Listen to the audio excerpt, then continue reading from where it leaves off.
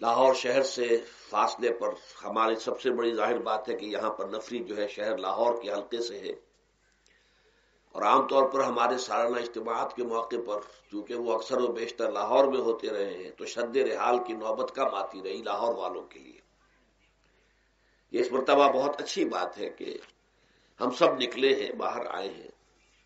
اب ظاہر بات ہے کہ یہاں تقریباً 50 گھنٹے جو آپ یہاں گزاریں گے، گھر والی سہولتیں تو نہیں ہوں گی، خواہ کتنا بھی اہتمام کر لیا گیا ہو، لیکن یہ کہ آپ یہ محسوس کریں کہ آپ اللہ کی راہ میں ہیں، اللہ کے دین کے لیے نکلے ہیں۔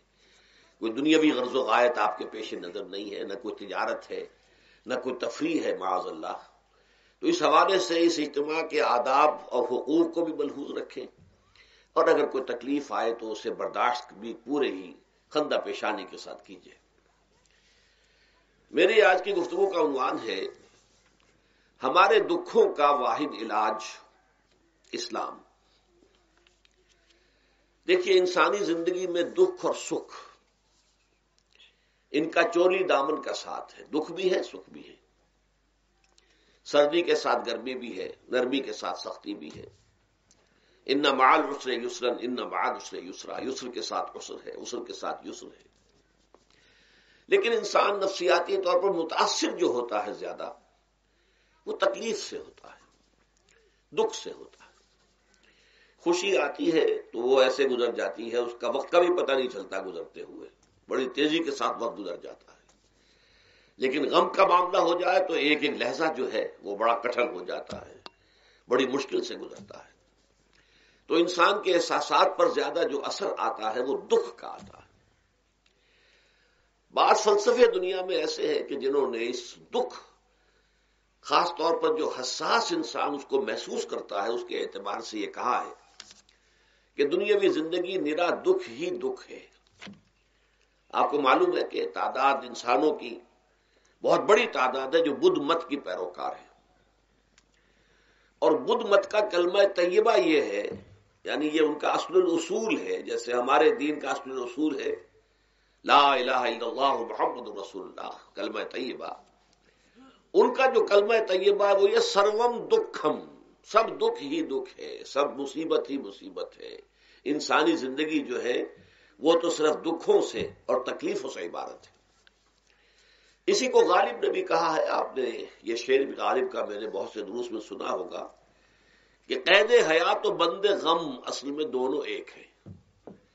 یہ قید حیات ہے، ابھی آپ حدیث سن رہے تھے، اب دنیا سجن المومن، مومن کے لیے یہ دنیا کی زندگی جو ہے جیل خانہ ہے، یہ قید ہے، قید حیات۔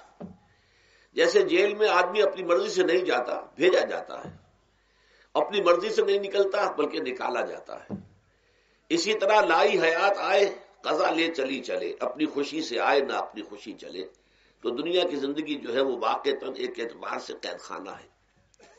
قید حیات و بند غم اصل میں دونوں ایک ہیں۔ جب تک یہ زندگی رہے گی غم بھی لگا رہے گا، تکلیفیں لگی رہیں گی، مصائب آتے رہیں گے، انسان کو دکھوں کا سامنا رہے گا، واسطہ رہے گا۔ موت سے پہلے آدمی غم سے نجات پائے کیوں؟ ظاہر بات ہے جب تک زندگی ہے تو غم ہے، تو موت سے پہلے نجات نہیں مل سکتی۔ اگرچہ اس کے بعد کا اگلا مرحلہ جو ہے، جو حقیقت کو جاننے والے ہیں وہ تو جانتے ہیں کہ اس کے بعد تو غم کا اور بڑا کڑا مرحلہ آنے والا ہے۔ اب تو گھبرا کے یہ کہتے ہیں کہ مر جائیں گے، مر کے بھی چین نہ پایا تو کدھر جائیں گے؟ اگر اللہ ہمیں معاف فرمائے، اپنی رحمت اور مغفرت سے ہمیں ڈھانپ لے، جیسے کہ حضور نے فرمایا الا یتغمدنی ربی برحمتہ، حضور نے فرمایا کہ کوئی انسان بھی محض اپنے اعمال کی بنیاد پر جنت میں نہیں داخل ہو سکے گا جب تک کہ رحمت خداوندی دستگیری نہ کرے۔ کسی صحابی نے بڑی ہمت کی، بڑے جرت کا معاملہ کیا، پوچھ لیا کیا حضور آپ بھی؟ ظاہر بات ہے آپ بھی انسان ہیں، آپ بھی بشر ہیں، قرآن مجید میں کہلوایا گیا ہے اور انما انا بشر مثلکم۔ تو اگر آپ کہتے ہیں کوئی انسان جنت میں داخل نہیں ہو سکے گا محض اپنے اعمال کی بنیاد پر جب تک کہ رحمت خداوندی دستگیری نہ کرے، تو کیا آپ بھی اس قاعدہ کلیہ میں شامل ہیں؟ آپ نے فرمایا ہاں میں بھی، الا یتغمدنی ربی برحمتہ، جب تک کہ میرا رب مجھے اپنی رحمت سے ڈھانپ نہیں لے گا میں بھی جنت میں داخل نہیں ہو سکوں گا۔ تو اس اعتبار سے اللہ تعالیٰ وہاں ہمیں بچا لے، لیکن جو وہاں نہیں بچایا گیا، اب ظاہر بات ہے کہ اس کے لیے جو مصیبت ہے وہ تو پھر دائمی ہے، ابدی ہے، دکھ ہی دکھ ہے۔ میں اس کی طرف زیادہ جانا نہیں چاہتا اس وقت۔ اصل میں میرا موضوع جو ہے وہ اس دنیا میں دکھوں کا علاج۔ اب اس اعتبار سے غور کیجئے، دکھ دو قسم کے ہیں۔ قرآن مجید پر جتنا میں نے غور کیا، دکھ ایک تو وہ ہے کہ جو ناگہانی طور پر آ جاتے ہیں، اس میں ہماری کسی غلطی کو دخل نہیں ہوتا۔ وہ کوئی آفت سماوی ہے، کوئی زلزلہ آ گیا ہے۔ ابھی آپ کو معلوم ہے بھوج جو قصبہ تھا گجرات سٹیٹ کا، انڈیا کا پورا ختم ہو گیا، اس میں بہت سے مسلمان بھی تھے۔ جب کوئی آفت سماوی آتی ہے تو وہ ظاہر بات ہے کہ پھر سب کے سب لوگ اس کی لپیٹ میں آ جاتے ہیں۔ زلزلہ آ گیا یا کوئی اور طوفان آ جائے، جیسا کہ کئی مرتبہ آپ نے اخبارات میں پڑھا ہوگا، اس سال امریکہ میں بہت طوفان آئے ہیں، مشرقی ساحل پر بار بار طوفان آئے، وہاں بھی لوگ مرتے ہیں، وہاں بھی چھتیں اڑ جاتی ہیں، وہاں بھی تباہی جو ہے آتی ہے۔ تو اس حوالے سے ایک تو ہے وہ ناگہانی آفات، آفت ارضی ہو یا آفت سماوی ہو، زلزلہ ہے یا آفت ارضی ہے، طوفان آ گیا ہے، کوئی سائیکلون آ گیا یا آفت سماوی ہے، یا کوئی آسمان سے بڑا سا پتھر آ جائے۔ آپ کبھی کبھی اخبارات میں پڑھتے ہوں گے کہ ایک بڑی چٹان پاس سے گزر گئی، بہت بڑی خلائی چٹان جو ہے زمین کے قریب سے ہو کر گزر گئی، زمین بچ گئی، ورنہ اگر وہ زمین سے ٹکرا جاتی تو نہ معلوم کتنا بڑا یہاں پر تباہی کا معاملہ ہوتا۔ بڑے بڑے جو ہے شہاب گرتے رہے زمین کے اوپر، بڑی بڑی تباہیاں آتی رہی ماضی میں۔ تو ایک تو یہ ہے، اور ان میں بھی تقسیم کیجئے، یہ ناگہانی تکلیف، ناگہانی مصیبت، یا کوئی آفت سماوی یا آفت ارضی، اس کی بھی پھر دو قسمیں ہو گئی۔ ایک وہ کہ جو افراد کو متاثر کرتی ہے انفرادی سطح پر، آدمی سڑک پر جا رہا تھا، پیچھے سے آ کر کسی گاڑی نے ٹکر ماری، گر گیا، ٹانگ ٹوٹ گئی۔ اب ظاہر بات ہے کہ اس میں اس کا کوئی قصور نہیں ہے، یہ اللہ تعالیٰ کی طرف سے بات آ گئی ہے۔ یا یہ کہ کوئی اگر اجتماعی سطح پر آیا، جیسا کہ زلزلہ ہے، یا جیسا کہ کوئی سائیکلون ہے، کوئی بڑا طوفان ہے، بہت بڑے فلڈز آ گئے ہیں۔ اس وقت بھی موزمبیق میں بہت بڑا فلڈ آیا ہوا ہے، ساؤتھ افریقہ میں، اور افریقہ میں پچھلے سال بھی بہت بڑا فلڈ آیا تھا، بڑی تباہی آئی تھی، آ رہا۔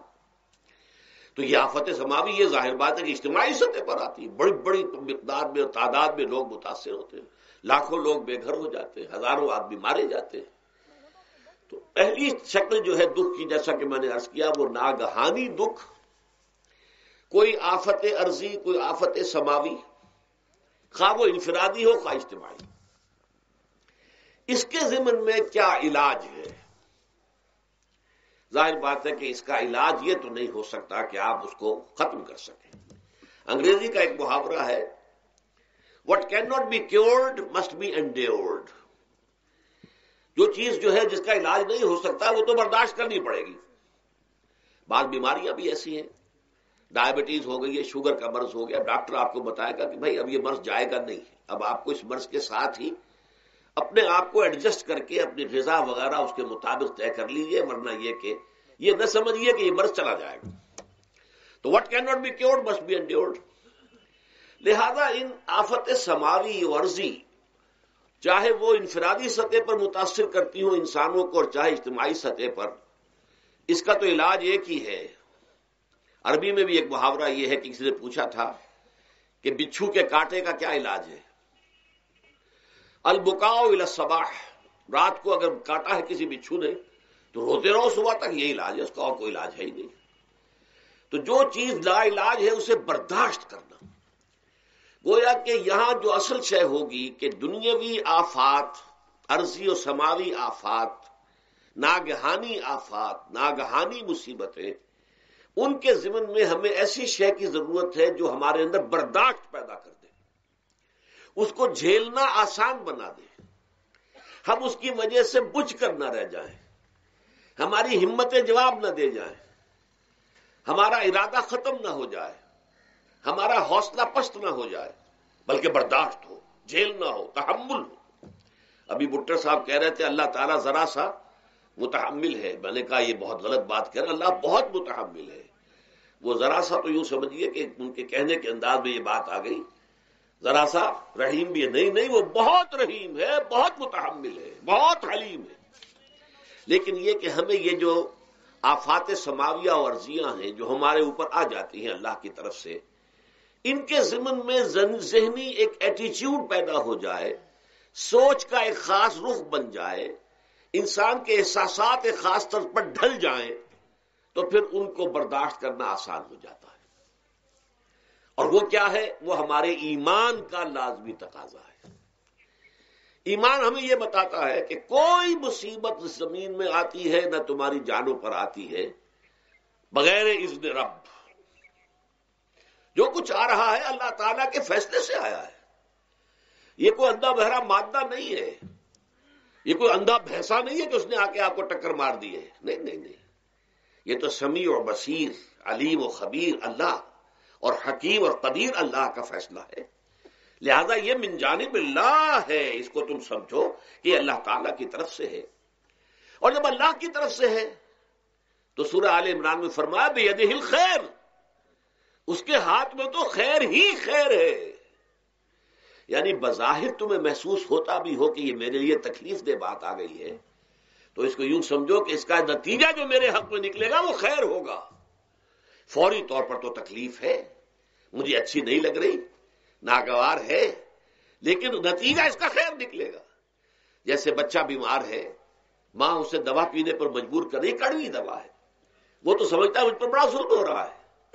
یا آپ لے گئے اسے ڈاکٹر کے یہاں ٹیکا لگوایا ہے، وہ تو چیخ رہا ہے، رو رہا ہے، لیکن آپ کو معلوم ہے، کاش اسے بھی معلوم ہو جائے کہ یہ میرے خیر کے لیے، میرے بھلے کے لیے. اگر اسے یہ معلوم اور محسوس ہو جائے تو اس کی تکلیف اس کے اندر بہت کمی آ جائے گی، وہ سہار لے گا، اس کو وہ برداشت کرے گا. اس حوالے سے اس کا جو ہمارے دین میں اس کا نام ہے، اس ذہنی کیفیت کا، ان احساسات کا، اسے ہم کہتے ہیں تسلیم و رضا. جو کچھ آ رہا ہے اللہ کی طرف سے آ رہا ہے، لہذا سر تسلیم خم ہے. اے اللہ ہم قبول کرتے ہیں، رضا، ہر حال میں تیری رضا پر راضی ہیں. جو تیرا فیصلہ ہے ہمیں بصر و چشم قبول ہے. تسلیم و رضا، ہم بھی تسلیم کی خو ڈالیں گے، بے نیازی تیری عادت ہی صحیح. اللہ تو بے نیاز ہے، لیکن اے اللہ تو ہمارے لیے جو بھی تکلیف کا تو نے فیصلہ کیا، ہم تسلیم کی خو ڈالیں گے، عادت پیدا کر لیں گے اپنے اندر کہ ہر چساقی ماریخت عین الطاف است، کہ میرا ساقی میرے پیالے میں جو کچھ ڈال دے اس کا لطف و کرم ہے. یہ مقام رضا ہے. یہ ایمان کا ایک ایسا تقاضا ہے کہ جس کو ہم کہیں گے ایمان کی حلاوت، ایمان کی مٹھاس. اگر آپ کا منہ کڑوا ہو جائے تو آپ چینی کھاتے ہیں تاکہ منہ کا ذائقہ ٹھیک ہو جائے. اگر تکالیف کی وجہ سے، دکھ کی وجہ سے آپ کے احساسات کے اندر کوئی خرابی پیدا ہو رہی ہے، یہ جو مقام رضا ہے یہ اس کے لیے قند ہے، یہ اس کے لیے چینی ہے، یہ اس کے لیے شہد ہے، یہ اس کی تلخی کو ظاہر کر دینے والی شے ہے کہ اللہ تیری رضا پر راضی، راضی برضائے رب.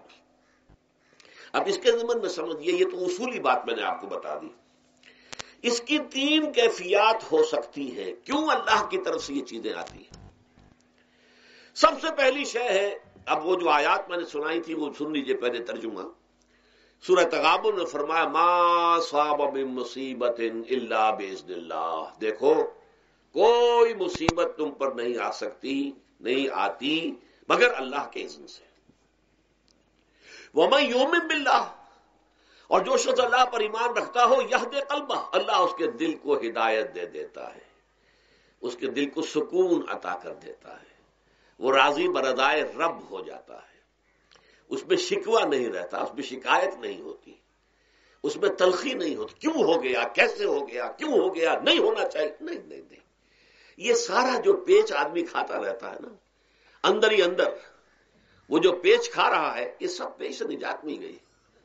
برو کشید سے پیچا کہ ہستبود مرا، چے اقدہا کے مقام رضا کشود مرا. یہ پیچ کھانا جو ہے، پیچا کے ہستبود، اس سے اللہ تعالیٰ نے مجھے نجات دے دی ہے مقام رضا کے ذریعے سے. کتنے بڑے بڑے عقدے میرے حل ہو گئے اس مقام رضا سے. چے اقدہا کے مقام رضا کشود میرا، میرے تو بہت سے عقدے اس سے حل ہو گئے. اس حوالے سے ایک موٹی بات تو یہ ہو گئی، لیکن اب اس کو 3 حصوں میں تقسیم کیجیے. پہلی بات یہ کہ یہ اللہ کی طرف سے آزمائش کے طور پر آتے ہیں.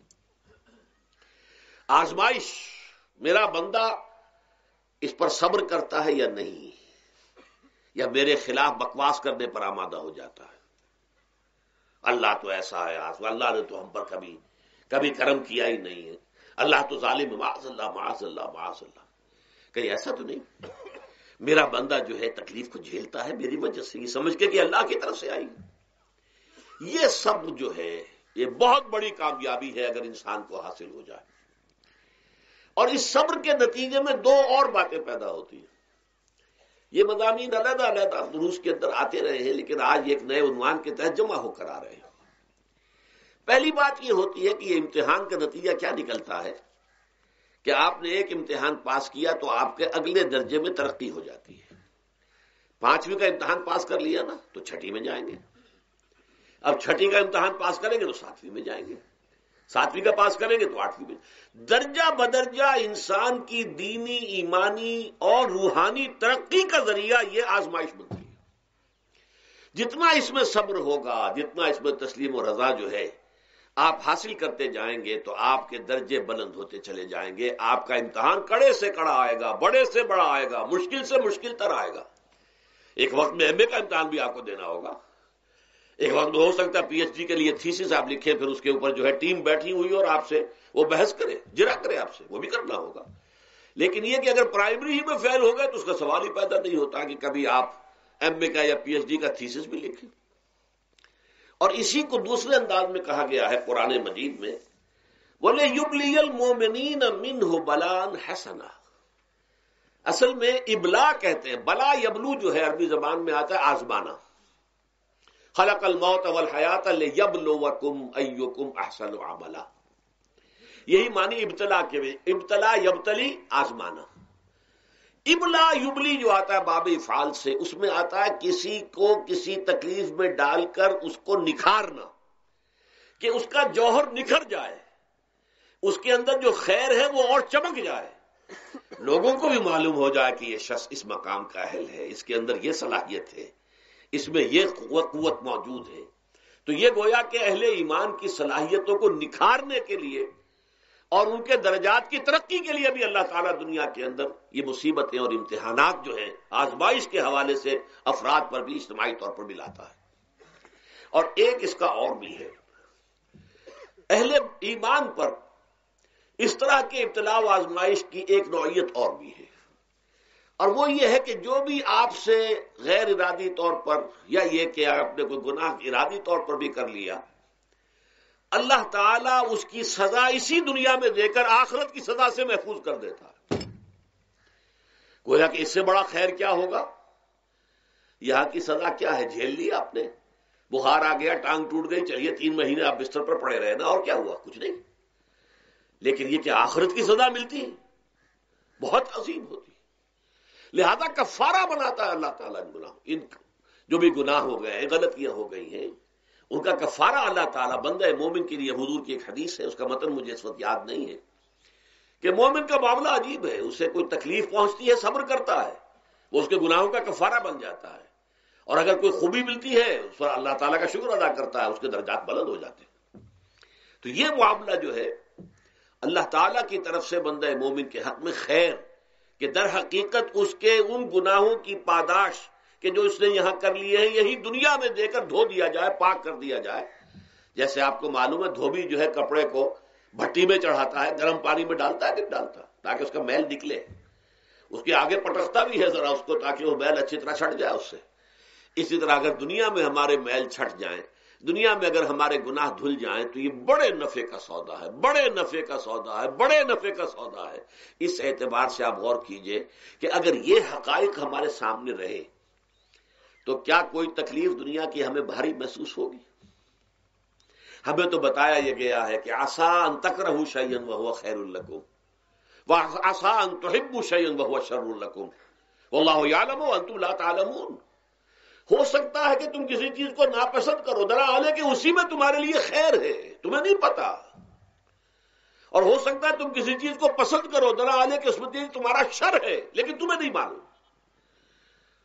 اللہ یعلم وانتم لا تعلمون، اللہ جانتا ہے تم نہیں جانتے. اس حوالے سے سبردم بتو مایا خیشرا خدانی حساب کم و بیشرا، اے اللہ، اس کو کہتے ہیں تفویض. یہ سورہ تغابن کے درس میں یہ تمام مضامین تفصیل سے آتے ہیں کہ ایمان کے جو باطنی ثمرات ہیں اس میں سب سے پہلے مقام رضا ہے، پھر تفویض ہے، توکل ہے. آپ محنت کر رہے ہیں، محنت کر رہے ہیں، محنت کر رہے ہیں، نتیجہ نہیں نکلا. ایک نتیجہ یہ نکلے، ایک بچے نے بہت محنت کی، دن رات کام کیا، فیل ہو گیا امتحان میں. اب صدمے سے کمر ٹوٹ سکتی ہے اس کی، لیکن نہیں، ہو سکتا ہے کہ اللہ تعالیٰ نے اسی میں میرے لیے خیر رکھی ہو. اس لیے کہ ہماری محنت سے کچھ نہیں ہوگا، ہمارے مادی وسائل سے کچھ نہیں ہوگا، ہوگا اللہ کے اذن سے، اللہ کی مرضی سے، اللہ کی مشیت سے. یہ ہمارے لیے خاص طور پر اس اعتبار سے بہت اہم نقطہ ہے. ہم سب راہ حق کے مسافر ہیں، اپنے اپنے بس پڑتے محنت کر رہے ہیں، وقت بھی صرف کر رہے ہیں، مال بھی صرف کر رہے ہیں، محنت کر رہے ہیں، مشقت کر رہے ہیں. لیکن فرض کیجئے جیسا کہ ہے فی الواقع، فرض کیا کیجئے، وہ تو واقع سامنے کی بات ہے، نتائج نکلتے نظر نہیں آ رہے، قدم نہیں بڑھ رہے، ہماری طرف لوگوں کا رجوع عام نہیں ہے. ٹھیک ہے، اس پر قطعاً بدل ہونے کی بات نہیں ہے. یہ اللہ تعالیٰ کی مشیت میں ہوگا، جب وہ چاہے گا تب ہوگا.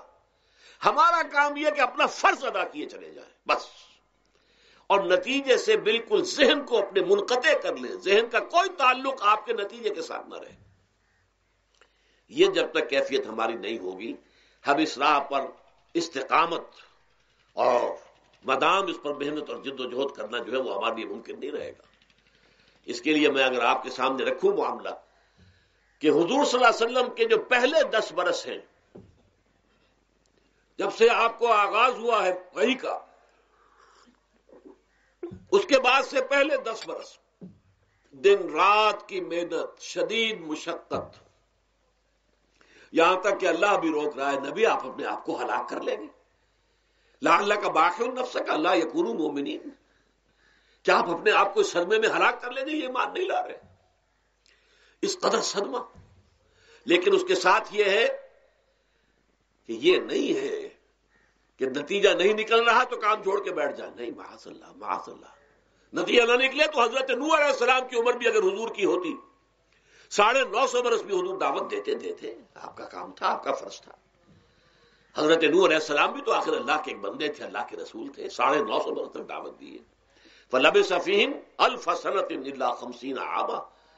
یہ تو ہم مانتے ہی نا، اگر قرآن کے اندر نص قطعی صریح الفاظ نہ ہوتے کہ 950 برس تک رہے، ورنہ یہ بات سمجھ سے بالا تر ہے. عام طور پر معلوم ہوتا ہے کہ اس دور میں ابھی عمریں زیادہ تھی لوگ.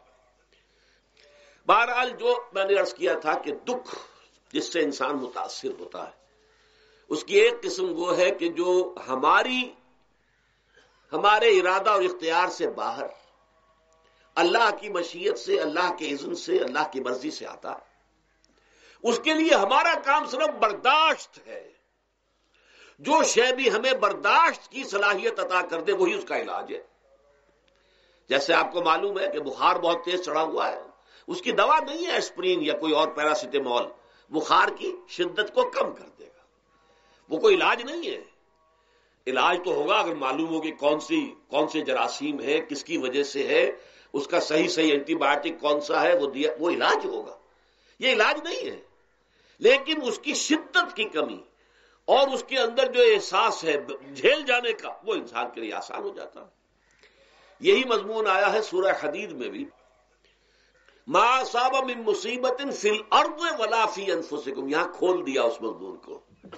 میں نے عرض کیا تھا نا کہ یہ آفت سماوی بڑے پیمانے پر بھی ہو سکتی ہے، زمین میں یعنی زلزلہ آ گیا، فلڈ آ گیا، طوفان آ گیا، ولا فی انفسکم، خاص تمہاری جان میں، تمہیں بخار ہو گیا، تمہیں ٹی وی لگ گئی، تمہیں کوئی اور بیماری آ گئی، تمہیں کینسر ہو گیا، معاذ اللہ ثم معاذ اللہ. ہوتا ہے، آخر ہوتا ہے، دنیا میں انسانی زندگی کے ساتھ یہ ساری چیزیں لگی ہوئی ہیں. لیکن یہ چیزیں ما اصاب من مصیبت فی الارض ولا فی انفسکم، نہیں پڑتی تم پر کوئی پڑنے والی کوئی مصیبت، کوئی تکلیف، نہ پوری زمین میں بڑے پیمانے پر، نہ تمہاری جانوں میں انفرادی سطح پر، الا فی کتاب من قبل ان نبراها، مگر یہ کہ وہ تو ایک کتاب میں، کتاب اللہ کے علم کی کتاب، ام الکتاب، اس میں پہلے سے درج موجود ہے. یہ الٹ اپ نہیں ہو گیا، یہ اچانک نہیں ہو گیا. آپ اچانک سمجھتے ہیں کہ صاحب میں تو جا رہا تھا، اچانک ٹرک نے آ کے مجھے دھکا مار دیا. اچانک کوئی شے یہاں نہیں ہوتی. اس کائنات میں پتا تک نہیں ہلتا جب تک کہ اس نے رب نہ ہو. اچانک کا کیا سوال؟ تو در حقیقت جو ہوتا ہے وہ اللہ تعالیٰ کے علم میں پہلے سے ہے.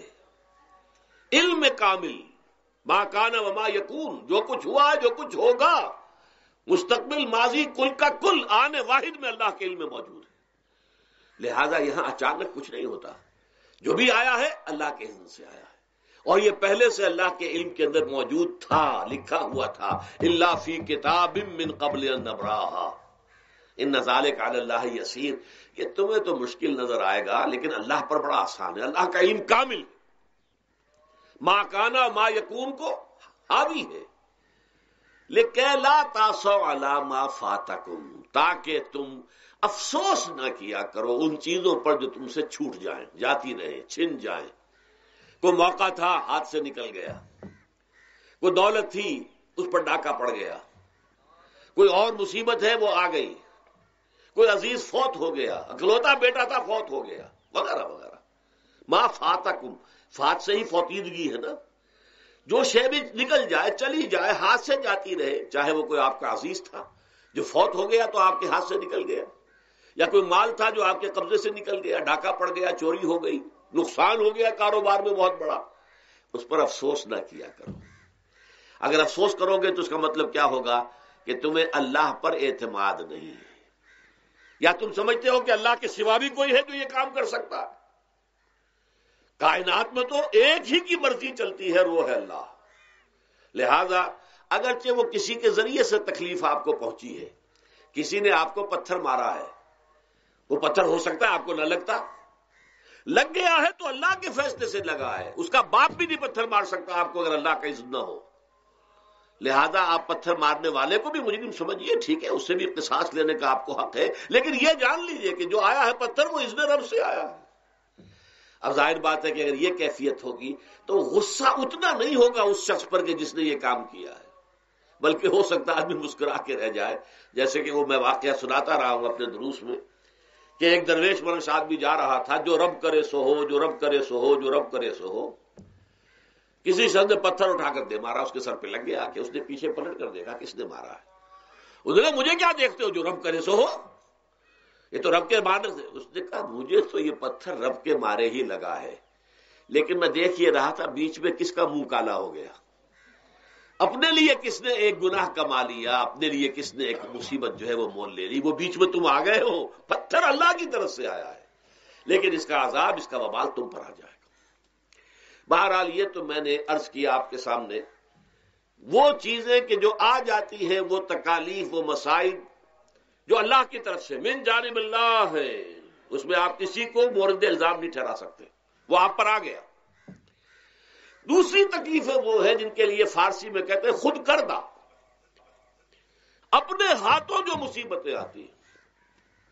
اس کے لیے میں نے آپ کو سورہ شورى کی آیت سنائی ہے، ما اصابکم من مصیبت فبما کسبت ایدیکم ویعفو عن کثیر. جو مصیبت بھی تم پر آتی ہے انسانوں، وہ تمہارے اپنے ہاتھوں کے کرتوتوں کی وجہ سے آتی ہے.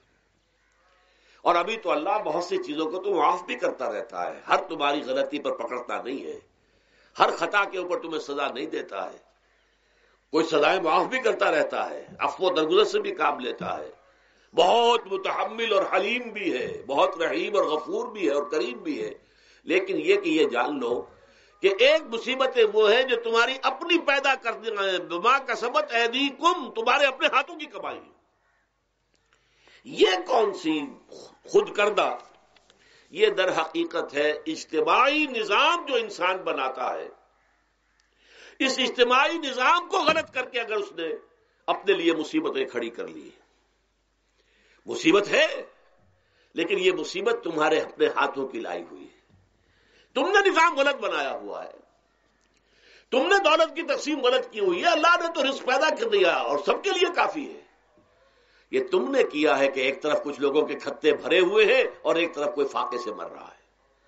یہ خود کردہ ہے، یہ ہمارا کا نہیں ہے، یہ تم نے نظام غلط بنایا ہے، یہ جو نظام کے اندر خرابی ہے یہ تمہاری اپنے کرتوت ہے، تم نے خود نظام کے اندر غلطی رکھی ہوئی ہے، ناانصافی گھولی ہوئی ہے، اس کا زہر گھولا ہوا ہے، یہ تمہارے اپنے کرتوتوں کی وجہ سے، اور اس کا علاج تمہیں کرنا پڑے گا خود۔ اور وہ علاج کیا ہوگا؟ اور نظام کو صحیح قائم کرو، اللہ کا دیا ہوا نظام، نظام عدل و قسط۔ یہی وجہ ہے کہ سورہ حدید کی جو آخری آیت میں نے پڑھی تھی وہ کیا تھی؟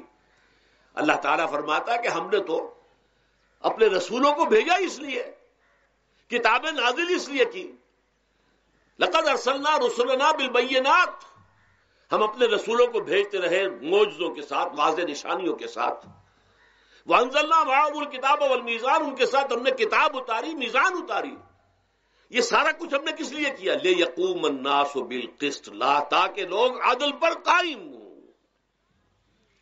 اب اگر تم نے اس عدل کے نظام کو چھوڑ کر اللہ کے دیے ہوئے نظام کو تج کر تم نے خود اپنا نظام بنا لیا، تو ظاہر بات ہے سرمایہ دار جب نظام بنائے گا تو وہ مزدور کے بارے میں نہیں سوچ سکتا، اسے تو اپنی مصلحتیں نظر آئیں گی، اس کے سامنے تو اپنا نفع ہوگا، جتنا زیادہ سے زیادہ نفع کما لو، جتنا ان مزدوروں کا خون نچوڑ سکوں نچوڑ لو۔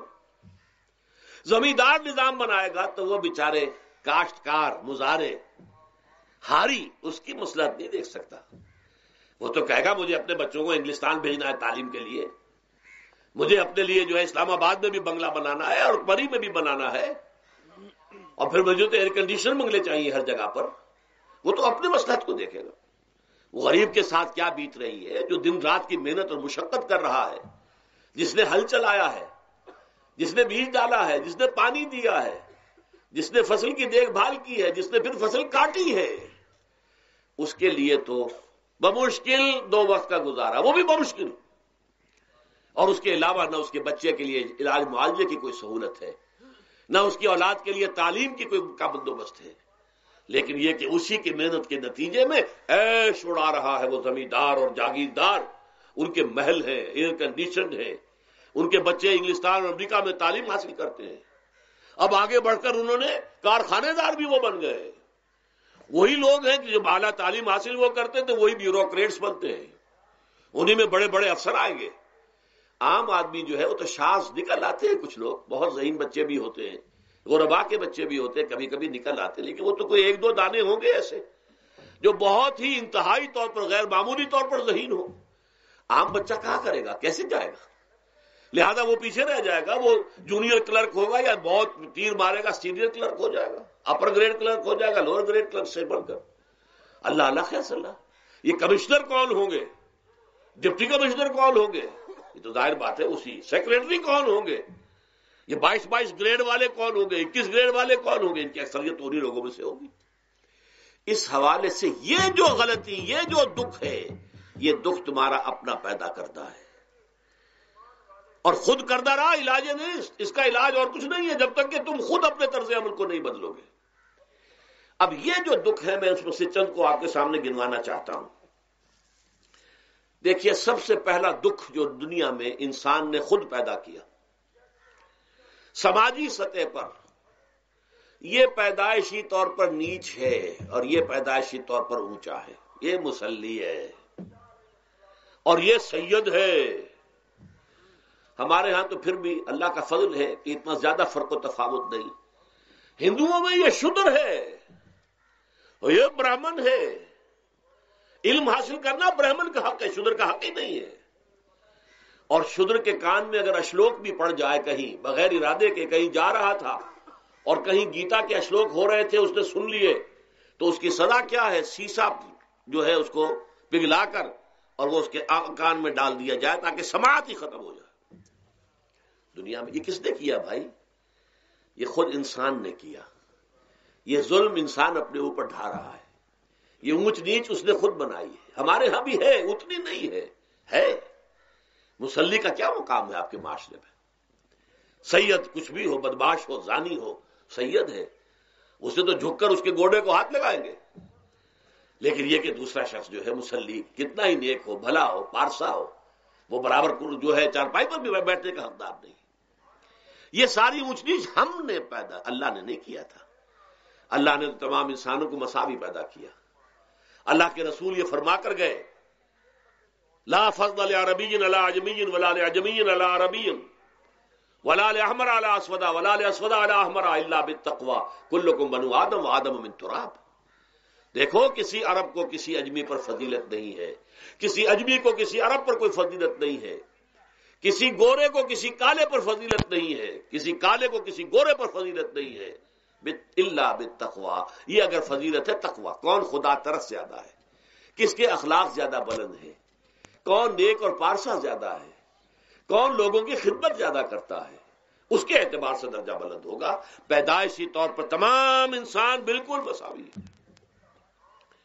پھر ہمارے معاشرے میں جو ظلم ہوتا ہے، دو طبقات ہیں جو حضرات سورہ نساء پڑھتے ہیں، اس میں سب سے پہلے دو طبقات جو کہ گرے ہوئے تھے اس معاشرے میں اور آج بھی گرے ہوئے ہیں، ایک یتیم اور ایک عورت. ان دونوں کے لیے ابتدا ہی سے سورہ نساء کے اندر جو ہے احکام آئے تو ان کے بارے میں آئے. یتیموں کو ان کا مال ہڑپ کر جانا، ان کو دھکے دینا. ارأیت الذی یکذب بالدین فذلک الذی یدعو الیتیم ولا یحض علی طعام المسکین. تم نے کبھی غور کیا اس شخص پر جو کہ جزا و سزا کا منکر ہے؟ وہی ہے کہ جو یتیم کو دھکے دیتا ہے. یتیموں پر ظلم ہوتا ہے، وہ آپ کے معاشرے میں پستے ہیں، پٹتے ہیں. ان کا کوئی والی وارث نہیں، ان کی طرف سے کوئی پوچھنے والا نہیں، کوئی بولنے والا نہیں. اور پھر یہ کہ اگر اس کا باپ کو مال چھوڑ گیا ہے تو وہ چچا کھا جائیں گے، کوئی اور ولی کھا جائیں گے، ختم کر دیں گے، ہڑپ کر جائیں گے. جس پر قرآن مجید کہتا ہے کہ ان الذین یاکلون اموال الیتامی ظلما انما یاکلون فی بطونہم نارا. یقیناً وہ لوگ جو یتیموں کا مال ناحق ہڑپ کرتے ہیں وہ اپنے پیٹوں میں آگ کے انگارے بھر رہے ہیں. وَسَيَصْلَوْنَ سَعِيرًا. اور یہاں تو دنیا میں جو آگ کے انگارے ہیں وہ محسوس نہیں ہو رہے. آخرت میں ایک طرف وہ آگ کے انگارے ظاہر ہو جائیں گے جو اندر سے جلائیں گے، اور ایک طرف جہنم کی آگ باہر سے جلائے گی. یہ دو طرفہ جلن جو ہے ان کو برداشت کرنی پڑے گی. ظاہر بات ہے یہ ہمارا اپنا کیا ہوا ہے، یہ اللہ کی طرف سے نہیں ہے. یہ ہم نے نظام غلط بنایا ہے، ہم نے اتوار اپنے برے کر لیے. اور دوسرا طبقہ خواتین کا، عورتوں کا. سب سے بڑا ظلم اس معاشرے میں کیا ہے؟ جو بچپن ہی سے احساسات کے اوپر ایک بوجھ بن جاتا ہے بچیوں کے کہ بیٹے کو افضل سمجھتے ہیں، بیٹی کو جو ہے گھٹیا سمجھتے ہیں. اس قدر ناانصافی، اس قدر ناانصافی. اسی باپ کے نطفے سے بیٹا بھی ہے اور بیٹی بھی ہے، اسی ماں کے رحم میں بیٹے نے بھی پرورش پائی ہے، بیٹی نے بھی پرورش. بعضکم من بعض، قرآن کہتا ہے تم سب ایک دوسرے میں سے ہو. کوئی فضل نہیں، کوئی گھٹیا نہیں. اللہ تعالیٰ نے، اللہ کے نبی نے کسی بیٹے کی پرورش پر کوئی اجر و ثواب نہیں بتایا. ہاں 2 یا 3 بیٹیوں کو پال پوس کر، تہذیب سکھا کر، پھر ان کی شادی کر کے ان کے گھروں میں پہنچا دیا. جنت کی ضمانت اللہ تعالیٰ دے رہا ہے. اور سب سے بڑی بات یہ کہ سب سے زیادہ محبوب انسان حبیب اللہ محمد ہے صلی اللہ علیہ وسلم. اور محمد کو اللہ نے بیٹے نہیں دیے بھی تو لے لیے، بیٹیاں دی، 4 بیٹیاں دی. اور کتنی محبت کرتے تھے محمد صلی اللہ علیہ وسلم کی بیٹیوں سے، خاص طور پر حضرت فاطمہ سے. وہ تو آپ سیرت میں پڑھیے کتنی محبت، کس قدر محبت. سب سے چھوٹی تھی شاید اس لیے. بہرحال پہلی بات تو یہ کہ بچپن ہی سے وہ دعویٰ پڑھنا شروع ہو جاتا ہے بچیوں کے ذہنوں پر کہ ہم کو گھٹیاں ہیں، ہمارے بھائی بڑیاں ہیں، ہمارے والدین جو ہیں ان سے زیادہ محبت کرتے ہیں، ہم سے نہیں کرتے. پھر شادی میں اکثر و بیشتر لڑکیوں کی مرضی کا کوئی خیال نہیں کیا جاتا. یہ ظلم ہے جو ہم کر رہے ہیں. لڑکی کی مرضی کے بغیر، اس کے اذن کے بغیر، اس کی اجازت کے بغیر کوئی شادی نہیں ہو سکتی. زبردستی وہ بھیڑ بکریاں نہیں ہے کہ جس کے ہاتھ چاہا آپ نے بیچ دیا. معاذ اللہ ثم معاذ اللہ ثم معاذ اللہ. یہ ضرور ہے کنواری بیٹی ہے تو اس سے صرف آپ نے پوچھا اور وہ خاموش رہی، بس یہ بھی کافی ہے. البتہ یہ کہ اگر کوئی سیبہ ہے جس سے پہلے نکاح ہو گیا تھا، بیوہ ہو گئی، یا پہلے شادی تھی ایک خلا لے لی، طلاق لے لی یا طلاق ہو گئی، اس کو تو کہنا پڑے گا کہ ہاں مجھے کوئی اعتراض نہیں ہے اگر میری فلاں شخص سے شادی کر دی جائے، اس کے بغیر نکاح ہو نہیں سکتا. پھر ان سب کے اوپر سب سے بڑا ظلم، یہ تو اللہ تعالیٰ آپ کو توفیق دے تو دوسرا رکوع سورہ نساء کا پڑھیں، کتنی تاکید کے ساتھ احکام آئے ہیں وراثت کے. وراثت مما قل منہ او کثر، چاہے زیادہ مال کسی نے چھوڑا ہو چاہے تھوڑا سا چھوڑا ہو، لیکن وراثت کے احکام جو ہیں ان کو نافذ کرنا ہوگا. نصیبا مفروضا، یہ اللہ کی طرف سے حصے ہیں جو مقرر کر دیے گئے ہیں. لیکن ہمارے معاشرے میں کون ہے جو بیٹیوں کو دینے کو تیار ہو اور بہنوں کو دینے کو تیار ہو؟ مجھے تو حیرت ہوئی تھی، مالا کنڈ میں آپ کو معلوم ہوگا ایک دفعہ بڑی تحریک چلی تھی شریعت کے نفاذ کی. مولوی صوفی محمد صاحب بڑے نیک آدمی ہیں، بہت، اس میں کوئی شک نہیں. 80,000 کا مجمع لے کر، جلوس لے کر وہ چل پڑے تھے اسلام آباد کی طرف. جیسے ابھی اکرم آوان صاحب نے دھمکی دی تھی کہ 3 لاکھ میرے پاس ہیں، لیکن وہ 3 لاکھ میں سے وہ تو ان کے ہاں جمع جو ہوئے مشکل 5 سے 6 ہزار آدمی جمع ہوا تھا کوئی. لیکن یہ تو 80,000 کو مالا کنڈ سے دے کر اور دریائے اٹک تک تو پہنچ گیا تھا. اللہ کا بندہ، 80,000 کا قافلہ وہاں روکا گیا. لیکن ان سے بھی جب میں نے جا کر بات کی کہ مولانا شریعت آپ نافذ کروانا چاہتے ہیں، لیکن کیا آپ بچیوں کو بھی وراثت کا حق دینے کو تیار ہیں؟ کیا نہیں، یہ تو رواج کا معاملہ ہے. میں نے کہا لا حول ولا قوت الا باللہ. اگر یہ رواج کا معاملہ ہے تو باقی چیزیں بھی رواج کی ہیں. پھر شریعت بدل چکی ہے، اب شریعت کا رواج نہیں رہا، ساری شریعت چھوڑ دیجیے آپ. لیکن ان کی نیکی کی بات ہے یہ کہ پہلے توجہ کبھی ان کی ادب نہیں ہوئی، لیکن میری یہ بات جو ہے ان کو لگ گئی ان کے دل کو. اگلی مرتبہ جب ان سے ملنے گیا تو انہوں نے کہا کہ اب میں نے بیعت لینی شروع کی ہے لوگوں سے کہ وہ اپنی بیٹیوں کو بھی حق دیں گے، وراثت کے اندر تقسیم کر کے دیں گے حصہ. لیکن یہ کہ اس وقت تک انہوں نے کہا تھا، ابھی کل 28 آدمیوں نے بیعت کی ہے. وہ 80,000 سے بیعت یہ لینی آسان کام نہیں ہے. 80,000 کو جوش دلا کر شریعت کے نام پر لا کر ٹکرا دینا یہ آسان کام ہے، لیکن 80,000 سے یہ بیعت لینا کہ پورے شریعت پر عمل کریں گے یہ بہت مشکل ہے. یہی تو وجہ ہے ہمارا قافلہ اگر سست گام ہے تو کیوں ہے؟ ہم یہ کہتے ہیں کہ پہلے میدان میں آنے سے پہلے اپنی ذات پر، اپنے گھر میں دین نافذ کرو، پھر باہر نکلو. اپنی معاش اور اپنی معاشرت پر اسلامی شریعت نافذ کرو، پھر باہر آ کر اسلام کا نعرہ لگانے کا تمہیں حق پہنچتا ہے، ورنہ نہیں. اگر تمہاری اپنی ذات پر دین نافذ نہیں، چہرے پر 12 بجے ہوئے ہو، اللہ تعالیٰ کے نبی کی سنت کا کہیں آثار دور دور تک نظر نہ آ رہے ہو، روزانہ پھاوڑا چلا رہا ہو آدمی، نبی کی سنت کے اوپر شیو کر رہا ہو، اور پھر وہ کہے میں اسلام چاہتا ہوں. بھائی اللہ کے بندے، پہلے ذرا یہ کمی پوری کر لے. اور اگر تیرے کاروبار میں کوئی حرام شے ہے، تیری معاش میں کوئی حرام شے ہے، کوئی سودی معاملہ کیا ہو، ختم کر اس کو. اللہ کے بندے، بینک کی سروس کر رہا ہے، چھوڑ اس کو. اگر یہ کام کر لو، بے پردگی اختیار کی ہوئی ہے. اللہ نے تو پردہ سکھایا ہے، اللہ کے نبی نے پردہ سکھایا ہے، شریعت اسلامی نے پردہ رکھا ہے. مردوں اور عورتوں کا اختلاط پسند نہیں ہے. اس پر عمل کرو، پھر آنا میدان میں، پھر دوسروں کی غلطی جو ہے بتانا اس کو کہ یہ تم غلط کر رہے ہو، مشرف تم یہ کر رہے ہو، غلط کر رہے ہو، فلاں تم یہ کر رہے ہو، غلط کر رہے ہو، نواز شریف تم یہ کر رہے ہو، غلط کر رہے ہو. لیکن یہ ہے کہ اس سے پہلے اپنے اوپر، اس لیے میں نے آپ کو بتا دیا وہ واقعہ کہ انہوں نے بتایا، بعد میں اور بھی آ گئے ہوں گے انشاءاللہ، مجھے امید ہے. لیکن جب میں ملا تھا تو انہوں نے کہا تھا ابھی صرف 28 آدمیوں نے بیعت کی. بہرحال عورتوں کا ایک حق ہے جو حضور نے بیان فرمایا اور قرآن مجید نے بیان کیا، عاشروہن بالمعروف. عورت کا اکرام ہو، بیٹی کی حیثیت سے بھی، بہن کی حیثیت سے بھی، بیوی کی حیثیت سے بھی، اور ماں کی حیثیت سے تو سمجھو کہ جنت جو ہے وہ ماں کے قدموں تلے ہے. الجنت تحت اقدام الامہات، فرمان ہے محمد رسول اللہ صلی اللہ علیہ وسلم کا. لہذا اکرام، عورت کا اکرام، عورت کی عزت، بیٹی کی حیثیت سے بھی، بہن کی حیثیت سے بھی، بیوی کی حیثیت سے بھی، اور ماں کی حیثیت سے بھی. عاشروہن بالمعروف، اپنی بیویوں کے ساتھ رہو بھلے طریقے پر، نیک طریقے پر، اچھے طریقے پر. حضور نے یہاں تک فرمایا خیارکم لأہلیکم وانا خیرکم لأہلی. دیکھو مسلمانوں، اے میرے صحابیوں، تم میں سے بہتر لوگ وہ ہیں جو اپنے گھر والوں کے حق میں بہتر ہیں، نرمی کرتے ہیں، عورت کے بارے میں یہ بھی فرمایا، ایک مرتبہ سواری تیز دوڑا رہے تھے جو بھی اونٹ کو لے کے جانے والے تھے، جبکہ ہودج میں کچھ خواتین سوار تھیں.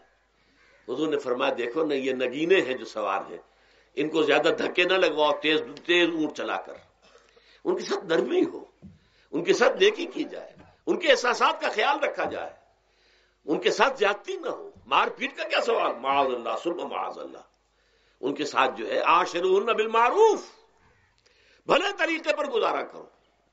یہاں تک فرمایا ہو سکتا ہے کہ کسی وجہ سے تمہاری بیوی جو ہے تمہاری نگاہوں سے گر جائے، اب آپ کے دل میں اتنی محبت نہیں رہی، لیکن اللہ فرماتا ہے دیکھو ہو سکتا ہے کہ اس میں کوئی پہلو ایسا ہو، تلاش کرو، کوئی پہلو ایسا ہو بہتری کا کہ جس کی وجہ سے تلاش کر کے اس کو اپنی نگاہوں میں مرکوز کر لو، تاکہ اس کے تمہارے دل میں اس کے لیے محبت دوبارہ اثر نہ ہو.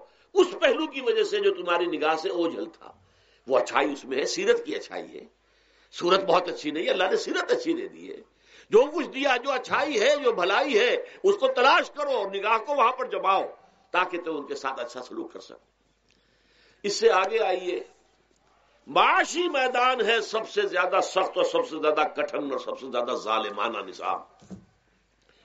اس میں سب سے بڑا ظلم جو ہمارے پاکستان میں ہے وہ یہ زمینداری، غیر حاضر زمینداری اور یہ جاگیرداری. محنت کرے کسان مزدور ہاری، عیش کرے جاگیردار زمیندار. یہ اس سے بڑا ظلم اور کوئی نہیں ہو سکتا. اور چونکہ ہماری معیشت بنیادی طور پر زرعی معیشت ہے، ہمارا تو زیادہ تر جو آبادی کا طبقہ ہے وہ کاشتکار ہے، لہذا سب سے بڑا ظلم جو ہو رہا ہے وہ در حقیقت یہ زمینداری، غیر حاضر زمینداری اور جاگیرداری. اب اس میں سمجھ لیجئے اس بات کو اچھی طرح، کتنا بڑا ظلم ہے. ایک شخص خود شہر میں رہ رہا ہے، لاہور میں، ساری سہولتیں اسے حاصل ہیں. کتنی سہولت ہوتی ہے، ٹوٹی کھولی اور پانی آ رہا. دیہات میں جا کے بیچارے کاشتکار کو وہاں ہو سکتا ہے کہیں سے دور سے پانی کھینچ کر لانا پڑتا ہو کسی کنویں سے. کہاں اسے یہ سہولت ہے کہ ٹوٹی کا کان مروڑا اور پانی حاضر. کہاں یہ سہولت ہے کہ بجلی کا بٹن اوپر سے نیچے کیا اور بقع روشن ہو گیا. یہ ساری سہولتیں بھی لے رہا ہے اور وہ تنخواہ بھی لے رہا ہے کوئی، یا کوئی کاروبار بھی کر رہا ہے، اور ایک زمین اس کے پاس ہے، فلاں ضلع میں میرا رقبہ ہے. اس رقبے پر جو کاشت کر رہا ہے آ کر اس کی کمائی میں سے، اس کی فصل میں سے آدھا بٹا کر لے جاتا ہے. کیا حق پہنچتا ہے اسے؟ یہ مزارعت جو ہمارے ہاں جس کو جائز قرار دے دیا گیا، یہ دور ملوکیت میں جائز قرار دیا گیا. بادشاہت جو ہے وہ چلتی تھی، جیسے آپ نے کن کھجورا دیکھا ہے نا، اس کے بہت سی ٹانگیں ہوتی ہیں. کن کھجورے کی کتنے پاؤں ہوتے ہیں؟ سینکڑوں. ایسے بادشاہوں کے یہ پاؤں ہوتے تھے. جاگیردار 3000 منصبدار، 5000 منصبدار، 20,000 منصبدار، 30,000 منصبدار، یہ جاگیردار. بڑے بڑے علاقے ان کے پاس ہے. اب ظاہر بات ہے کہ وہ خود تو کاشت نہیں کر سکتے نا، انہیں تو مزارع چاہیے. لہذا مزارعت کے جائز ہونے کا فتویٰ دیا گیا. جب اسلام میں بادشاہت آ گئی، ملوکیت آ گئی اور جاگیرداری آ گئی، جو ملوکیت کے پاؤں ہیں وہ کنسلے کی طرح، کن کھجورے کی طرح اس کے پاؤں ہیں، تو وہ تو جاگیردار ہیں. یہ ہے جس کی وجہ سے امام ابو حنیفہ نے کہا مزارعت حرام ہے، جس کی زمین ہے وہ کاشت کرے. یا حضور کی حدیث ہے کہ چاہے اپنے بھائی کو دے دے تو ایک دانہ لینے کا حقدار نہیں. اگر تو تمہارا کوئی اور ذریعہ معاش نہیں ہے تو ٹھیک ہے، جاؤ کاشت کرو. تمہارا کوئی اور ذریعہ معاش ہے، تمہارا کاروبار ہے، تمہاری دکان چل رہی ہے، تم ملازمت میں ہو، تمہیں تنخواہیں مل رہی ہیں، تمہارا پروویڈنٹ فنڈ بھی جمع ہو رہا ہے، تمہیں تو تمہارے ریٹائرمنٹ کے بعد وہ پینشن بھی مل جائے گی، اور اس کے ساتھ ساتھ تم نے یہ ظلم روا رکھا ہوا. زمین اگر ہے یا تو جاؤ کاشت کرو، ورنہ یہ کہ اس زمین کو دے دو اپنے کسی بھائی کو. ملکیت تمہاری رہے گی، کاشت وہ کرے گا تو جو فصل ہوگی اس کی برداشت بھی وہی کرے گا، وہی لے کر جائے گا. یہ فتویٰ ہے امام اعظم امام ابو حنیفہ رحمۃ اللہ علیہ کا. یہی فتویٰ ہے امام مالک، امام دار الحجرہ، امام مدینہ، امام مالک رحمۃ اللہ علیہ کا. دونوں کا فتویٰ یہ ہے. اور عظیم ترین یہی دو ہیں، اولین بھی یہی دو ہیں، عظیم ترین بھی یہی دو ہیں. امام شافعی بھی شاگرد ہیں امام مالک کے، امام احمد ابن حنبل شاگرد ہیں امام شافعی کے۔ ٹاپ پر کون ہے؟ امام ابو حنیفہ، ان کے شاگردوں میں قاضی ابو یوسف اور امام محمد امام ظفر، ادھر امام مالک، ان کے شاگردوں میں پھر امام شافعی، پھر ان کے شاگرد امام احمد ابن حنبل۔ ٹاپ پر دونوں یہ کہہ رہے ہیں کہ حرام، مزارعت حرام، جس کی زمین ہے خود کاشت کرے۔ یہاں یہ ہے کہ خود کاشت نہیں کر سکتا تو اپنے بھائی کو دے دے، بس ٹھیک ہے، اس میں سے کوئی حصہ لینے کا وہ حقدار نہیں ہے۔ جو محنت کرے، جو خون پسینہ اپنا لگائے، وہی اس سے ساری جو ہے آمدنی اس کو حاصل ہونی چاہیے۔ یہ مجھے حال ہی میں، یہ آپ کے علم میں ہونا چاہیے، یہ فتویٰ دیا ہے قاضی ابو یوسف اور امام محمد نے کہ مزارعت حلال ہے، جائز ہے۔ شرطیں لگائی انہوں نے کہ بیج بھی زمیندار دے، کوئی جانور وغیرہ ہے تو وہ بھی زمیندار کا ہو، اگر کوئی ٹریکٹر ہے تو اس کی بھی پیمنٹ جو ہے زمیندار کرے۔ یہ ہے شرطیں، یعنی اس کا کوشش کی ہے کہ اس جاگیرداری کا ڈنک جو ہے کم ہو جائے، اس مزارعت کے اندر جو مضرت ہے وہ کم ہو جائے، لیکن یہ کہ اصلاً اسے جائز قرار دے دیا۔ ہمارے ہاں کون شرطوں کو کون دیکھتا ہے، آداب کو کون دیکھتا ہے، قواعد و ضوابط کو کون، ہنیئن وریا، جیسے کہ ماں کا دودھ پیتے ہیں ایسے ہی یہ مزارعت کی جو آمدنی ہے اس کو کھا رہے ہیں۔ حرام ہے، حرام ہے، حرام ہے۔ حال ہی میں ابھی ملاقات ہوئی میری مولانا زاہد الراشدی صاحب، آپ کے بہت قریب گجرانوالے میں، جو اس کی سب سے بڑی مسجد ہے، اس کے خطیب ہیں۔ انہوں نے بتایا ملا علی قاری نے بھی یہ لکھا، جو بہت بعد کے حنفی جو ہے وہ فقیہ ہے، کہ دلائل تو وہی ہیں جو امام ابو حنیفہ نے دیے ہیں، دلائل تو ان کے ساتھ ہیں، لیکن مصلحت ہے جو جس کے تحت یہ فتویٰ دیا گیا۔ یہاں تک کہ مولانا شبیر احمد عثمانی کے ساتھ دست راست سمجھ لیجئے ظفر احمد عثمانی رحمۃ اللہ علیہما، انہوں نے بھی یہ لکھا ہے کہ دلائل تو امام صاحبی کی رائے کے حق میں جاتے ہیں، لیکن یہ کہ ہمارے ہاں تقلید کا ایسا ایک قلادہ گردنوں میں ڈال دیا گیا ہے، کیونکہ ہمارے بزرگوں نے فتویٰ دے دیا، قاضی ابو یوسف نے امام اور قاضی اور امام محمد نے، لہذا فتویٰ تو اسی پر چلے گا۔ میں نے ان سے بات کی اور ان کا ڈٹ کر میں نے کہا میدان میں آئیے، نہ کام کیجیے، جب تک یہ مزارعت ختم نہیں ہوتی ہے، جب تک جاگیرداری اور زمینداری ختم نہیں ہوتی ہے، اس ملک میں کوئی سیاست صحیح آ ہی نہیں سکتی۔ یہ سیاست تو وڈیروں کا، جاگیرداروں کا، بڑے بڑے زمینداروں کا کھیل ہے۔ یہ آپ نے پتہ نہیں نام سنا ہے کہ نہیں، میوزیکل چیئرز گیم، یہ ہوتا ہے ان کا کھیلنے والوں کا، بہت زیادہ دولت والے جو ہیں، یہ ان کا کھیل ہے۔ ان کو کام تو کوئی کرنا نہیں ہوتا، جاگیردار ہے، اسے کوئی کام کرنا ہے۔ وہ بیٹھ کر ایک کلب بنا رکھی ہے، یہ پارلیمنٹ کیا ہے، کلب ہے، وہاں بیٹھ کے وہ اپنا وقت گزاری کرتے ہیں۔ یہ پوائنٹ آف آرڈر آ گیا ہے، اور یہ جو ہے ہماری حقوق جو ہے پریولیج موشن آ گئی ہے، وہ کرتے نہیں گفتگو بیٹھ کر۔ تو یہ جان لیجئے کہ یہ ظلم کس نے کیا ہے؟ یہ خود کردہ ہے، یہ ہم نے اس نظام کو برداشت کیا ہوا ہے۔ جب تک ہم نہیں اٹھیں گے یہ نظام ختم نہیں ہوگا۔ خود کردہ کا علاج خود ہی کرنا ہوگا۔ یہ غلط نظام جو چلا آ رہا ہے، جب تک کہ اس کو ہم بدلیں گے نہیں، اس کو ختم نہیں کریں گے، اس وقت تک یہ ظلم کیسے ختم ہوگا؟ اس سے آگے آئیے، ایک ہے کارخانے دار۔ کارخانے دار کو اور مزدور کو آپ نے چھوڑ دیا کہ باہم طے کریں۔ کارخانے دار کہتا میں تو صاحب آپ کو 15 روپے دوں گا، کام کرنا ہے تو کریں، نہیں کرتے تو نہ کریں۔ آپ نے زیادہ سے زیادہ یہ کیا کہ نہیں، یہ ویج بہت کم ہے، آپ نے ایک یونین بنا لی، کچھ ہڑتال کر دی۔ اچھا ہڑتال کر دی، 10 دن کی ہڑتال کے بعد غریب مزدور کا تو بچہ ہو سکتا ہے بھوکا مرنے لگے، کارخانے دار کی صحت پہ کوئی اثر پڑے گا؟ اس میں لاکھوں ہیں، کروڑوں ہیں، اس کی صحت پر کوئی اثر نہیں پڑتا۔ لہذا یہ ظلم ہے۔ اس ظلم کا علاج کیا ہے؟ اگر یہ ضمانت ریاست کی طرف سے ہو، حکومت کی طرف سے، کہ اگر تمہیں تمہاری مناسب مزدوری نہیں ملتی مت کرو کام، لیکن تمہارے بچے کو بھوکا ہم نہیں مرنے دیں گے، تمہیں سبسسٹنس الاؤنس دیں گے، ان ایمپلائمنٹ الاؤنس دیں گے، ہم زکوٰۃ کا نظام قائم کریں گے، جس کے تحت کہ انڈر رائٹ کر دیں گے، طے کر دیں گے، لکھ دیں گے کہ ہر شہری کی بنیادی ضروریات کی کفالت ریاست کے ذمے ہے۔ اب اگر ایسا ہے تو ایک آدمی پاؤں جما کر بات کرے گا نا کارخانے دار کے ساتھ، ایک امپلائی جو ہے امپلائر سے بات کرے گا پاؤں جما کر، جناب آپ مجھے تنخواہ کم دے رہے ہیں میں کام نہیں کروں گا. لیکن اب کیا ہے، جناب آپ مجھے تنخواہ کم دے رہے ہیں میں کام نہیں کروں گا. مالک کہتے جاؤ دفعہ ہو جاؤ. پھر وہ کیا کہتا ہے، اچھا جی میں اسی تنخواہ پہ کام کروں گا. اس کا تو کوئی فائدہ، اسی کی جائے کہاں وہ. مارکیٹ میں تو سرمایہ داروں کا گٹھ جوڑ ہے، انہوں نے کارٹلز بنا رکھے ہیں. وہ تو ظاہر بات ہے کہ وہ ویج نہیں بڑھائیں گے، الا یہ کہ مزدور کی پوزیشن ایسی ہو کہ وہ بھی ڈٹ کر کھڑا ہو جائے. اور وہ ڈٹ کر کھڑا کب ہوگا؟ جب اس کو ضمانت ملی ہوئی ہو ریاست کی طرف سے، حکومت کی طرف سے، کہ اگر تمہارے پاس جاب نہیں ہوگا، کام نہیں ہوگا، تمہارے پاس کوئی مزدوری نہیں ہوگی، تو تمہیں اتنا وظیفہ تو ہر مہینے ملتا رہے گا جس سے تم اور تمہارے اہل و عیال جو ہے وہ کم سے کم زندہ رہ سکو. پھر کھڑے ہو کر بات کر سکتا ہے مزدور. پھر صحیح جو ہے ان کے درمیان معاہدہ ہوگا تو وہ منصفانہ ہوگا، عادلانہ ہوگا. جب تک یہ نہیں ہے، اور یہ نظام کیسے ہوگا جب تک کہ زکوٰۃ کا نظام قائم نہ کیا جائے.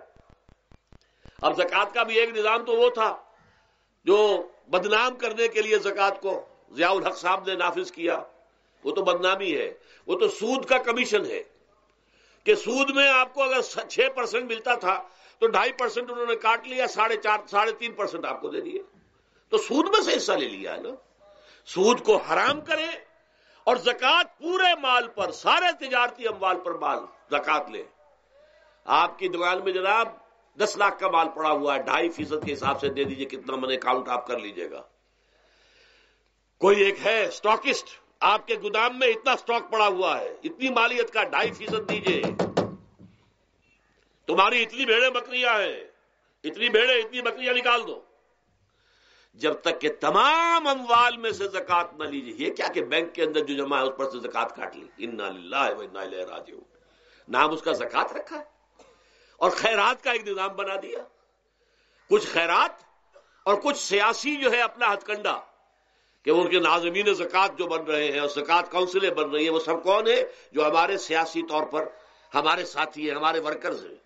اور پھر جتنے غبن ہوئے ہیں اور جتنا اس کے مس اپروپریشن، سب کو معلوم ہے ہمارے معاشرے میں. آخر اگر حکومت کے جتنے محاصل ہیں وہ غبن ہوتے ہیں تو زکوٰۃ کا کیوں نہیں غبن ہوگا؟ زکوٰۃ کو آسمان سے اتری ہے، بلکہ زکوٰۃ میں سے غبن کرنا تو آسان ہے، اس لیے کہ سود میں سے کاٹا ہوا ہے. اس میں تو انسان جو ہے وہ برا بھی محسوس نہیں کرے گا کہ یہ تو سود ہے، لعنت ہے، اگر اس کو میں نے کچھ ہضم کر لیا تو کیا ہو گیا. جب تک کہ یہ دو نظام نہیں آئیں گے، اور تیسرے یہ کہ سود کے ذریعے سے جب تک کہ یہ ظلم، سود کا نتیجہ کیا نکلتا ہے؟ اصل میں ہمارے عام آدمی سمجھتے ہیں سود کہ اچھا ہے جی، کیا ہے، ایک آدمی نے پیسے جمع کرائے ہیں، اب اسے ہر مہینے اتنا پیسہ مل رہا ہے. عام آدمی بھی ہمارے ہاں یہ جو پٹھانوں والا سود ہے، یہ جو سود خور گاؤں میں بیٹھے ہوئے ہیں جو بہت بڑی شرح کے اوپر سود دیتے ہیں اور خون چوس جاتے ہیں لوگوں کا، اور ان کے کسی طریقے سے قرضے ختم، ان کو تو سبھی برا کہتے ہیں. کوئی ایک آدمی بھی آپ کو نہیں ملے گا کہ جن کے لیے کلمہ خیر کہے، ان کے لیے کسی نرمی کا یا ان کے لیے کسی بھی آسانی کا کوئی مطالبہ کرے. البتہ یہ جو بڑا سود ہے، بینک کا سود، کاروباری سود، اس کی شناخت لوگوں پر واضح نہیں ہے. یہ ایک بہت بڑے پیمانے پر یہ برائی جو ہے آپ کو انڈیویجول پر نہیں نظر آ رہی. انڈیویجول تو بظاہر سمجھتا ہے ایک فرد، بھائی ٹھیک ہے، میری دکان کے لیے مجھے قرض چاہیے تھا، مجھے قرض مل گیا، میں اپنا کاروبار کر رہا ہوں، تو میں جو کمائی کر رہا ہوں اس میں سے بینک کو بھی حصہ دے رہا ہوں اپنا، اس کے سود کا. اس میں کیا خرابی ہو گئی؟ اس کی خرابی سمجھ میں آتی جب آپ کو معلوم ہو اسی سود کے ذریعے سے دنیا میں اس وقت ایک چھوٹی سی اقلیت ہے، کل 1 کروڑ یا 1.25 کروڑ یہودی، اور پوری دنیا کی دولت کے اوپر قابض ہو کر بیٹھ گئے. یہ سارا وہ بینکنگ نظام جو یہودیوں نے بنایا، یہ IMF ورلڈ بینک جس کے ہم اس وقت غلام بن کر رہ گئے. ہمارا چیف مارشل لا ایڈمنسٹریٹر اسے کہیں یا چیف ایگزیکٹو کہیں، ہمارا تو حکمران ہے، ہمارا بادشاہ ہے اس وقت. اور وہ بادشاہ سلامت کہتے ہیں کہ یہ IMF اور ورلڈ بینک کے لوگوں کے گوڈے ہمیں پکڑنے پڑتے ہیں، گوڈے گٹے. کیوں؟ ہم غلام ہیں ان کے، اور ہم جکڑے ہوئے اس سود کے اندر. پوری دنیا کو یہودی سود خوروں نے در حقیقت اپنے شکنجے میں جو جکڑا ہے، جس طریقے سے کہ ان کو اپنے اندر ایک اپنے پورے ہتھ کنڈوں کے اندر جو باندھ کے رکھ دیا ہے، یہ سود کے ذریعے سے. اور اس کا نتیجہ کیا نکلتا ہے؟ دیکھیے، امریکہ میں کہتے ہیں بڑی جمہوریت ہے، لوگ ووٹ دیتے ہیں، لیکن حقیقت ہے کہ لوگ جانتے ہوں کہ دیوے استبداد جمہوری قبا میں پائے کو تو سمجھتا ہے یہ آزادی کی ہے نیلم پری. ہم نے خود شاہی کو پہنایا ہے جمہوری لباس، جب ذرا آدم ہوا ہے خود شناس و خود نگر. اب امریکہ میں اصل میں کیا ہے؟ امریکہ میں کیپٹلسٹ کا نظام ہے. یہ حکومت کس کی ہے؟ سرمایہ داروں کی ہے. جو کروڑ پتی نہ ہو وہ الیکشن نہیں لڑ سکتا، اور کروڑ پتی جو ہے اپنے پیسے کی بدولت وہ صحافیوں کو خرید لے گا، ٹیلی ویژن چینلز خرید لے گا، وہ لوگوں کے ذہنوں پر چھا جائے گا، آ جائے گا. یہ گورنمنٹ آف دی کیپٹلسٹ ہے، ناٹ عوام. یہ دھوکہ ہے، فریب ہے سرمایہ داروں کا. وہاں وہ جاگیردار اس طرح کے نہیں ہے، سرمایہ دار ہے. وہاں جاگیرداری کی وہ حیثیت نہیں رہی، اس لیے کہ ان کے تحت آدمی نہیں ہوتے. وہ تو اگر بڑے بڑے رینچ ہیں، بڑے بڑے اگر فارم ہیں، تو وہاں بھی آپ کو معلوم ہے کہ چونکہ مشینوں کے ذریعے سے بوائی بھی ہو رہی ہے اور ہل بھی چل رہا ہے مشینوں سے، بوائی بھی مشینوں سے، کٹائی بھی مشینوں سے، تو زیادہ انسان کی ضرورت ہی نہیں رہی. لہذا وہ سیاسی نظام وہ نہیں ہے جو یہاں کا ہے، لیکن وہ زمیندار بھی وہاں کا کیپٹلسٹ ہے، نظام کیپٹلسٹ کا ہے. تو در حقیقت یہ ڈیموکریسی جو ہے، اس سے جو کہتے ہیں government of the people by for the people, نہیں، گورنمنٹ آف دی کیپٹلسٹ، سرمایہ دار کی حکومت ہے. اور سرمایہ دار جو ہے اس نے اپنی کلب بنائی ہوئی ہے، بیٹھا ہے. پارلیمنٹ ہے، یہ کانگریس ہے، یہ سینٹ ہے، یہ سرمایہ داروں کی کلب ہے.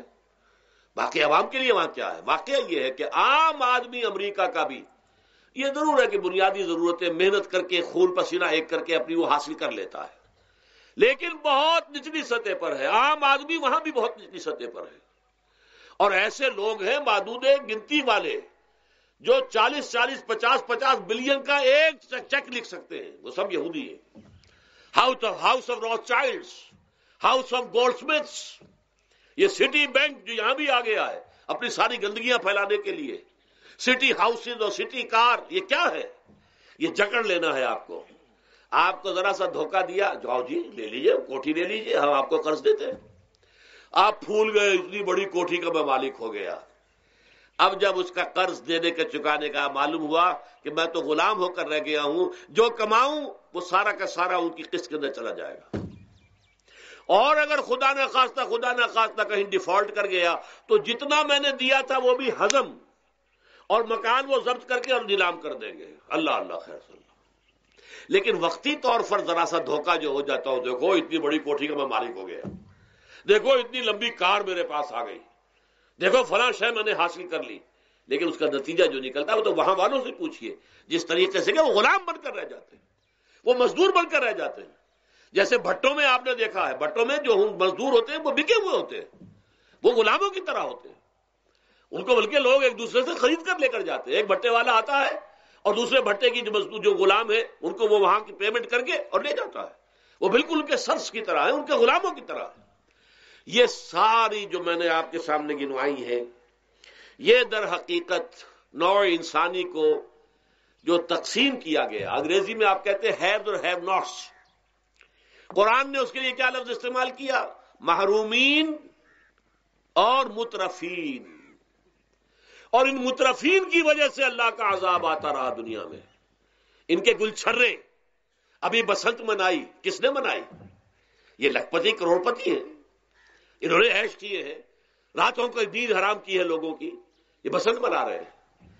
کیا ہو رہا ہے؟ در حقیقت یہ وہی ہے مترفین. سورہ بنی اسرائیل میں فرمایا جب ہم یہ فیصلہ کر لیتے ہیں وَإِذَا أَرَدْنَا أَن نُهْلِكَ قَرْيَةً أَمَرْنَا مُتْرَفِيهَا فَفَسَقُوا فِيهَا فَحَقَّ عَلَيْهَا الْقَوْلُ فَدَمَّرْنَاهَا تَدْمِيرًا. جب ہمارا فیصلہ ہوتا ہے کہ کسی بستی کو، کسی علاقے کے لوگوں کو ہلاک کر دیں، تو مترفین جو ہیں، دولت مند لوگوں کو ہم حکم دے دیتے ہیں، آزادی دے دیتے ہیں، ان کی لگام ڈھیلی کر دیتے ہیں، اس میں فسق و فجور کا بازار گرم کر دیتے ہیں. اور جب پورا فسق و فجور کا بازار گرم ہو جاتا ہے، اچانک ہماری پکڑ آتی ہے، دمرناہا تدمیرا، ہم اس کو پٹخ کر رکھ دیتے ہیں، ٹکڑے ٹکڑے کر دیتے ہیں. یہ مترفین. اور دوسری طرف محرومین. اسی طریقے سے مستضعفین اور مستکبرین. ایک طرف مستکبرین ہے، ہاٹی پیپل، جو کہ پارلیمنٹ میں جاتے ہیں، جو جاتے ہیں سینٹ کے اندر بیٹھتے ہیں، جن کا ایک طبقہ ہے، وہ ایک علیحدہ ہی ہے، ان کی سوسائٹی علیحدہ ہے، ان کے تہوار علیحدہ ہیں، نیو ایئرز نائٹ پر جو کچھ یہ کرتے ہیں بدماشیاں، اس کا ذرا سا آپ کو اندازہ بہرحال دیہات کے رہنے والوں کو نہیں ہے. لاہور اور کراچی کے لوگوں سے پوچھئے کیا ہوتا ہے، اسلام آباد کے لوگوں سے پوچھئے، پشاور اور کوئٹہ کے لوگوں سے پوچھئے. یہ سب در حقیقت مستضعفین ایک طرف، مستکبرین دوسری طرف، محرومین ایک طرف اور مترفین ایک طرف، یہ سوسائٹی کو تقسیم کر کے اور پھر تقسیم کرو اور راج کرو، ڈیوائڈ اینڈ رول. یہ آپس میں ٹکرائیں گے، آپس میں لڑیں گے، تم ان سب کے اوپر حکومت کرو. اب ظاہر بات ہے کہ اس کا علاج میں نے عرض کیا تھا نا کہ پہلے قسم کے دکھ تو وہ ہیں جو من جانب اللہ آتے ہیں، اس کا تو سوائے برداشت کے کوئی مادہ نہیں، کوئی اس کا اور ہمارے پاس چارہ نہیں. لیکن برداشت کا حوصلہ بڑھانے کے لیے وہ ساری باتیں ایمان کے ذریعے سے ہمیں ملتی ہیں. لیکن یہ جو خود کردہ ہے، اپنے غلط نظام کی وجہ سے جو دکھ ہم نے پھیلا رکھا ہے، جو محرومی پھیلا رکھی ہے، جو بھوک پھیلا رکھی ہے، جو لوگوں پر ظلم کا جو ہے بازار گرم ہو رہا ہے، چاہے وہ سماجی سطح پر ہے، گھروں میں ہے، چاہے بازاروں میں ہے، چاہے مارکیٹوں میں ہے، چاہے کھیتوں میں ہے، چاہے کارخانوں میں ہے، یہ سب ہمارے غلط نظام کا نتیجہ ہے، یہ اللہ کی طرف سے نہیں ہے. وما اصابکم من مصیبت فبما کسبت ایدیکم، یہ تمہارے اپنے ہاتھوں کی کمائی ہے، تمہارے اپنے ہاتھوں کے کرتوت ہیں، تم نے غلط نظام کو قبول کیا ہوا ہے. اب اس کا علاج کیا ہوگا؟ اب علاج ایسے ہوگا جد و جہد کے ذریعے سے اس نظام کو ختم کیا جائے. اس لیے کہ یہ تو میں نے آپ کے سامنے بیماری کا بیان کر دیا ہے، علاج کیا ہے انشاءاللہ اس کے بارے میں گفتگو جو ہے وہ پرسوں ہوگی 11 بجے دن. اقول قولی ھذا واستغفر اللہ لی ولکم ولسائر المسلمین والمسلمات.